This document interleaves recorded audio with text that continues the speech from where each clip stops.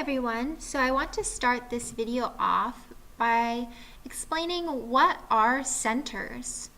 So I took this definition from Ford and Opitz, and the definition of a literacy center, or learning centers you could say, are a literacy center can be described as a small area within the classroom where students work alone or together to explore literacy activities independently while the teacher provides small group guided reading instruction.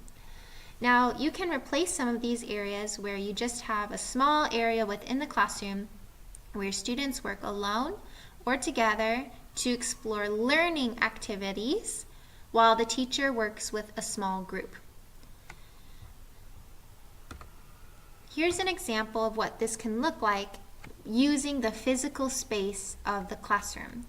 So here's your guided reading. That's your teacher instruction with 4 or 5 students, probably no more than 6 students.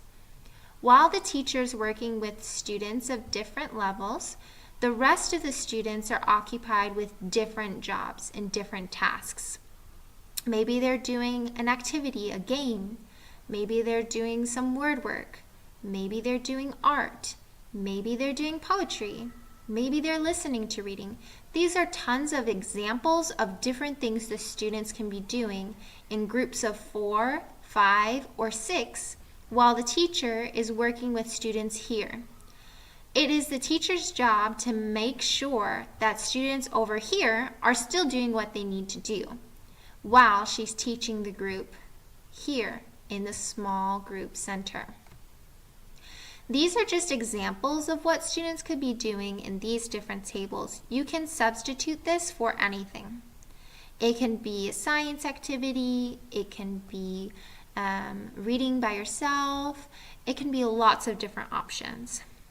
But the most important thing when thinking about what centers are is making sure that you have your students divided in such a way that you can meet all of their needs.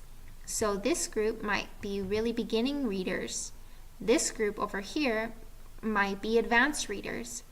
After you've worked with this group for about 15 minutes, you tell the students to rotate or to switch. So they will move, these 4 students will move to this area, these 4 students will move to this area, these 4 students will move to this area, etc., again. And that way, the teacher has the chance to teach every single child in the classroom, but she has her beginning students, her advanced students, and her intermediate students at different times than each other. Let's look at an example in my classroom. All right, welcome to my classroom. I'm going to show you the 4 daily centers I do for reading time. Here at the front of the classroom, the students can see all 4 reading centers that they have during the day.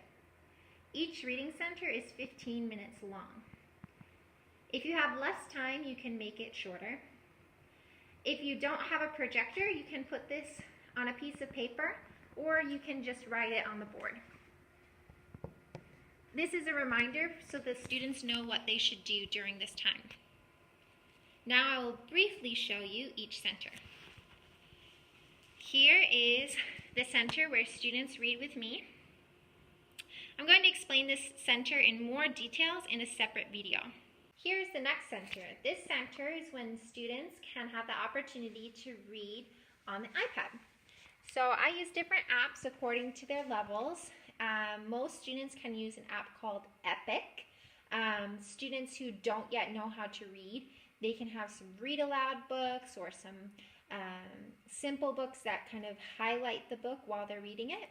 If you don't have a class set of iPads, what you can do, and I've done this before, is you set up a book being read aloud on your computer. And you just have that ready to go. They just press play and they can listen to a book being read to them. My students are no longer beginning level English speakers, so I have them read a book on the iPad. And once they finish, they can choose which reading strategy they want to practice. Please keep in mind that we already learned all of these in the small group, so none of these reading strategies are new for them. So they just choose one, and they complete it based on the book that they just finished, and then they can turn it in for credit about independent work. And I can see how much they understand this strategy. This is the next center. It's filled with books right now because it's after school, but normally this is our spelling center. So the teacher would sit here, or I've had this without another teacher in the room, just by myself, and the students have different ways to practice spelling words. So you first give them the spelling list, and then here there's lots of games. This is an example spelling list that they have. You can use it with Jolly Phonics, you can use it with Words Their Way. There's some more word work that they can do, matching games, little different games that they can do, all about words. They can also do definition work, lots of different choices here. And they work at this table. Finally, this is our classroom library. So you can see we have a lot of different book choices over here.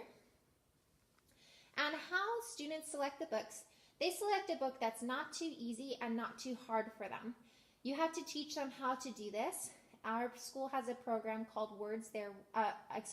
Accelerated Reader that helps the students to determine books that are too easy or too hard, but most of them can kind of gather it by themselves as well. I organize my books according to their genre. So for example, here's my traditional literature. This one have Bible stories, fairy tales, folk tales. If you have anything from another religion's text, also poetry. So anything that has books to do with that topic are in this bin. Another example, I have biography. So all about different leaders and people from history, etc., etc. So in this center, students will choose no more than 3 books, and they can keep those books in a little bin. And when they finish a book, they can complete a graphic organizer to see how much they understood it. So they come over here, they take a plastic sleeve, and they can write on here with a marker and then erase it when they're finished. After that, they can take a quiz on the book. We have an iPad app that helps us to do that, but you might just want to ask your students to do one of these and turn them in, just to see how much they understood while they were reading. So I hope you enjoyed our classroom tour, and you could see some examples of what reading centers look like. Again, they can be changed, they can have lots of different examples, and we'll go through that more in this workshop. But yes, I think the general thing to know is there's a small group with a teacher, there's kids doing work by themselves, and there's kids doing work in a group. If you have more questions about how to start reading centers or learning centers in your classroom, I recommend going to Scholastic and searching for the New Teacher's Guide to Setting Up Learning Centers. It's a really straightforward, step-by-step explanation of how to start centers in your classroom. And they also have some ideas to get you started, but it isn't too much information for you to start off with. You can also go to videos.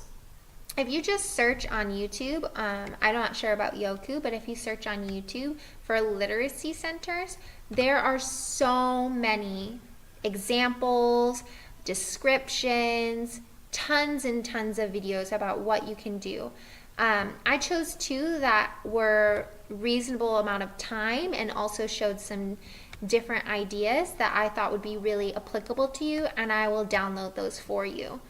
So one is Perfect Literacy Centers, but they also show some ideas about what this looks like in science and different ideas of how you can use centers across curriculum.